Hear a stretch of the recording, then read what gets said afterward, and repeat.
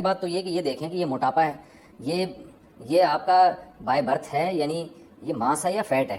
بعض لوگ قدرتی طور پر موٹے ہوتے ہیں، ان میں گوشت زیادہ ہوتا ہے، تو جو قدرتی طور پر موٹا ہے وہ کیوں اپنے آپ کو کم کرے گا؟ وہ تو اس کا تو ماس ہی کم ہو جائے گا، وہ تو کمزور ہو جائے گا بیچارہ. ایسے ہی بائی نیچر کچھ لوگ موٹے ہوتے ہیں، تو یہ والا موٹاپا برا نہیں ہے، یہ آپ کی اس باڈی کا اسٹرکچر ہی اللہ نے ایسا بنا ہے. بے شک آپ 150 کلو کے ہوں، اس سے کوئی فرق نہیں پڑتا، یہ بائی نیچر. یہ ڈاکٹر آپ کو مختلف قسم کے ٹیسٹ لکھ کے دے دیں گے، اس سے پتہ چل جائے گا آپ میں فیٹ کتنا ہے، ماس کتنا ہے. یہی بائی نیچر اگر آپ موٹے ہیں، بائی نیچر کا مطلب کوئی بیماری نہیں ہے، تو پھر اگر آپ کم ہوں گے تو اس کا مطلب آپ خود ہی کم ہو رہے ہیں، پورے آپ ہی غائب ہو رہے ہیں آہستہ آہستہ، تو یہ غلط ہو جائے گا. تو دوسرا موٹاپا وہ ہوتا ہے جو فیٹ کی وجہ سے ہوتا ہے، جو آج کل مارکیٹ میں چل یہ رہا ہے. اسی طرح یاد رکھیں پیٹ بھی بعض لوگوں کا جو نکلا ہوا ہوتا ہے وہ فیٹ کی وجہ سے نہیں ہوتا، وہ بائی نیچر ہوتا ہے. بعض بچے پیدا ہوتے ہیں ان کا پیٹ بڑا ہوتا ہے، تو اس پیٹ کو کم کریں گے تو بچے کو ہی کم کر رہے ہیں گویا کہ آپ، یہ نقصان دہ ہے. تو یہ ڈاکٹر یا حکیم سے پوچھ لیں، زیادہ تر تو اس میں ظاہر ٹیسٹ ڈاکٹر کر کے بتا دیتے ہیں کہ یہ بچے کا پیٹ ہی بڑا ہے، یہ قدرتی بڑا ہے، تو اس کو نہیں کم کر سکتے. تو یہ دو چیزیں کنفرم کرنے کے بعد یہ دیکھیں کہ اگر یہ موٹاپا فیٹ کی وجہ سے ہے، چربی کی وجہ سے ہے، تو پھر اس کو یقیناً کم کرنا چاہیے. یہ بہت بڑی آفت ہے، بلکہ قیامت ہے. تو اور نبی صلی اللہ علیہ وسلم کی وعیدیں ہیں ایسے موٹاپے پر. آپ صلی اللہ علیہ وسلم نے فرمایا، صحیح بخاری کی حدیث ہے، کہ سب سے بہتر میرا زمانہ، پھر اس کے بعد والا زمانہ، اور پھر اس کے بعد والا، اور اس کے بعد آپ نے فرمایا جھوٹ پھیل جائے گا اور موٹاپا بھی پھیل جائے گا. اس کا مطلب موٹاپے کو اسلام میں پسند نہیں کیا گیا. یہ وہ والا موٹاپا ہے جو کھا کھا کے پیدا ہوا ہو، وہ اس موٹاپے کی بات ہو رہی ہے.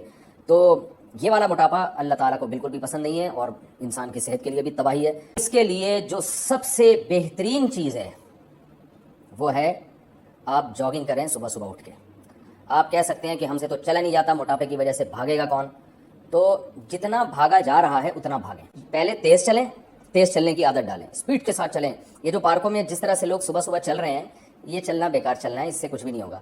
گپ شپ لگاتے ہوئے جا رہے ہوتے ہیں اور کوئی اسپیڈ ہوتی نہیں ہے ان کی، تو اسپیڈ کے ساتھ چلیں اور باتیں نہ کریں اس دوران. جتنا تیز چل سکتے ہیں اور جتنی دیر تک چل سکتے ہیں چلیں، سانس پھول جائے تو یہ آہستہ آہستہ لاشعوری طور پر آپ کا اسٹیمنا بڑھنا شروع ہوگا. اور جب چلنے کے عادی ہو جائیں تو پھر اس کے بعد ہلکی ہلکی جاگنگ شروع کریں، ہلکی ہلکی. دیکھیں کتنا دوڑ سکتا ہوں، جتنا دوڑا جا رہا ہے اتنا دوڑ لیں. تو پھر نوٹ کر لیں بھائی آج میں اتنے منٹ دوڑا، جاگنگ کی ہے میں نے. اگلے دن کیا کریں، ایک ہفتے تک اتنے ہی منٹ تک. دیکھیں گے ایک ہفتے بعد آپ کا اسٹیمنا بڑھ چکا ہوگا. پھر 1 منٹ اور بڑھا دیں، پھر 1 منٹ اور بڑھا دیں، پھر ایک دن آئے گا آپ آدھا گھنٹہ بھاگیں گے. تو آپ جب بھاگیں گے تو حرکت میں آئیں گے، اور آپ نے سنا ہوگا حرکت میں برکت ہے. دوسرا، کھانے پہ کنٹرول میں یہ کرنا ہے کہ 3 چیزیں دنیا چھوڑنے سے پہلے 3 چیزیں چھوڑنی تو نہیں ہے، کم کر دینی ہے: روٹی، چاول، آلو، اور یہ جو تیل کی چکنائی آج کل تیل ڈال ڈال کے کھا رہے ہیں. یہ 4 چیزوں سے تھوڑا سا پرہیز کریں، کم کریں، ختم نہ کریں. روٹی چاول، جس آدمی کو وزن کم کرنا ہے اس کو مقدار کم کریں، اور کم بھی آہستہ آہستہ. آپ معذرت کے ساتھ اگر صبح 4 پراٹھے کھا رہے ہیں تو بہت افسوس ہو رہا ہے مجھے یہ کہتے ہوئے، انشاءاللہ نہیں کھائیں گے لیکن بہت سے کھا رہے ہوتے ہیں، تو 4 کو 3 پہ لے کر آئیں. اور ایک دم سے نہ چھوڑیں، نہ ایک دم سے بہت کم کریں. 4 پراٹھے کو آپ 3 پر لے کر آئیں. تو جب اس کی عادت ہو جائے گی تو پھر 2 پہ آئیں، جب اس کی عادت ہو جائے گی تو 1 پہ آئیں، اور جب اس کی بھی عادت ہو جائے گی تو پراٹھا صرف صبح آدھا ہی کھایا کریں آپ، ٹھیک ہے نا. اور آلو تو ہمارے یہاں اتنے نہیں کھائے جاتے. یہ 2 چیزیں جو ہے نا ویٹ بہت بڑھاتی ہیں، کیونکہ ان میں کاربوہائیڈریٹس بہت زیادہ ہوتے ہیں. تو اور اس کی سیلیڈ وغیرہ بڑھا دیں اپنی خوراک میں. کھانے سے پہلے سیلیڈ کھایا کریں خوب اچھی طرح. تو اس سے کیا ہوتا ہے کہ بھوک بھی کم ہو جاتی ہے، انسان کھاتا بھی کم ہے، اور جو سیلیڈ ہم کھاتے ہیں وہ ویسے ہی ویٹ کو ختم کرتا ہے. اور ہمارے ایک دوست نے بتایا کہ ان کے کسی ریلیٹیو نے جو ہے وہ ماشاءاللہ بڑے بھاری بھرکم ہوا کرتے تھے، تو کھاتے پیتے رہتے تھے ہر وقت. یہ فاسٹ فوڈ وغیرہ بالکل چھوڑ دیں، بیکری کا سامان بالکل چھوڑ دیں. تو بڑے بھاری بھرکم ہوتے تھے، تو انہیں کسی کمپنی میں جاب کی آفر آئی مینیجر کے لیے. تو ان کے والد نے اپنے اس بیٹے کو جو موٹا ہو گیا تھا کھا کھا کے، اس کو تانا دیا کہ کم وقت تو اپنے منہ پہ تو کنٹرول کر نہیں سکتا، تو درجنوں ملازمین پہ کہاں سے کنٹرول کرے گا. تو یہ بات دل پہ لے گئے. انہوں نے وہی ایکسرسائز، جاگنگ واگنگ شروع کی اور ڈائٹ پہ توجہ دی، تو اتنا اپنے آپ پہ قابو کیا کہ ماشاءاللہ کافی حد تک کم ہو گئی ہے نا. اور پھر جب ان کی صحت اتنی اچھی ہوئی کہ چشمہ اتر گیا. آپ کو پتہ ہے ڈاکٹر کہتے ہیں چشمہ نہیں اترتا لگنے کے بعد، لیکن ان کا چشمہ اتر گیا. ڈاکٹروں نے بتایا کہ آپ نے شوگر کو 10 سال آگے دھکیل دیا ہے، 10-20 سال آگے دھکیل دیا، کیونکہ یہ جو ان کے ٹیسٹ آئے تھے اس میں بس ان کو شوگر کا حملہ ہونے ہی والا تھا ان کے اوپر، اور پتہ نہیں کیا کیا بیماریاں ختم ہو جاتی ہیں.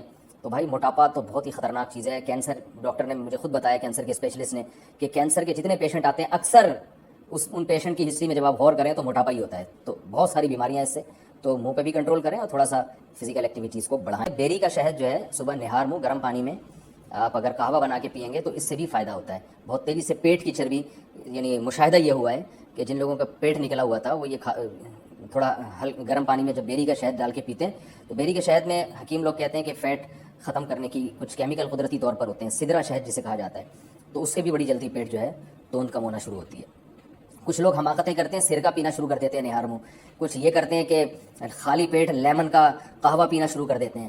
تو سرکے سے یا لیمن کا قہوہ پینے سے بہت تیزی سے پیٹ تو کم ہوتا ہے، لیکن وہ پیٹ کی واٹ لگ جاتی ہے اس سے، یہ ذہن میں رکھیں، کیونکہ ہمارے پیٹ جو ہے نا اس میں جو تولیے کی طرح دیوار ہوتی ہے، جب آپ سرکہ پئیں گے یا لیمن کو گرم پانی میں ڈال کے تو ان دیواروں کا کو بہت شدید نقصان ہوتا ہے، یعنی پیٹ کے لیے نقصان دہ ہے یہ، تو اس لیے لیمن کو گرم پانی میں نہار منہ پینے کی حماقت نہ کریں، اور اسی طرح سرکہ ورکہ پینے کی جو نہار منہ خالی پیٹ پی رہے ہوتے ہیں یہ بھی شدید نقصان دہ ہے۔ Thanks for watching. Don't forget to like, comment, share and subscribe to